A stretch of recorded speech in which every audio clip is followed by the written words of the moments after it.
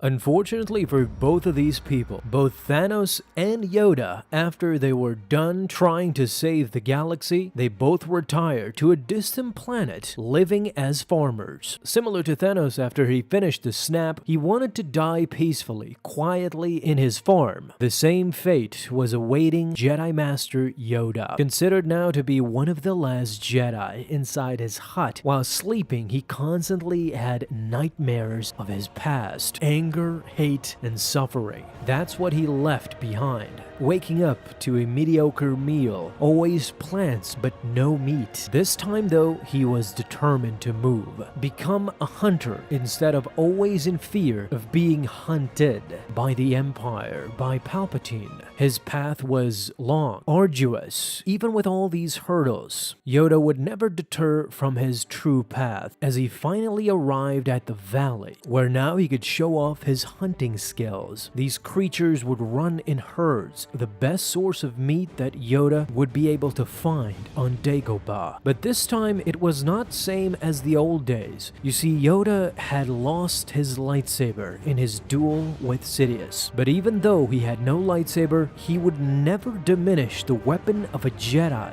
in pursuit of just simply filling his own belly. Today, after that faithful night, he was determined that he would never use another lightsaber in his life. His lightsaber and its loss would always serve as a reminder of how the Jedi failed, the hubris that they had while dominating the Republic, how ultimately Yoda lost the battle. No, he would never swing another Jedi blade again. As he grabbed his arrow, prepped it for firing, and using his Jedi skills, he hit the creature right on the neck. With his first shot, even though he didn't have a lightsaber, Yoda was still the Jedi Master he once was, peaceful, calm, and determined.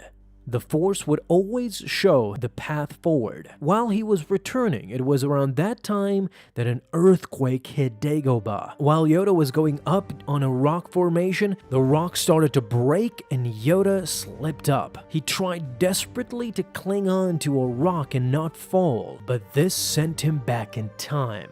The nightmares, his failure. He was transported back into the Senate building, his last duel with Sidious, and how this slip-up is what made him fail. He could not kill Sidious, he could not save the galaxy from the Sith, and he lost the weapon of his life, his lightsaber. As he fell, Yoda immediately lost consciousness. He would dream again, the same dream, but as he slowly opened his eyes, he still had his sense of humor as he started to laugh. In his own words, he was foolish. This would be easier if he had his lightsaber. He could just cut himself out of this predicament. But a true Jedi is never in need of a weapon, of a lightsaber. He always will have the Force as his ally. As Yoda raised his hand and lifted every single rock that was pinning him down. Size matters not to Yoda, and it did not today either, as the Jedi Master rose up proudly, and slowly but surely he returned back to his hut. And now he had more than just plants. He had meat to cook up for dinner, and what do you know? Right at that second, an intruder came by. The sound of a visitor. An X-Wing crashed right near Yoda's hut. This person was in search of this Yoda, if he even exists. As Yoda looked from afar, it was the boy that he saw from his dreams. Luke Skywalker, a new hope. Hope that the Jedi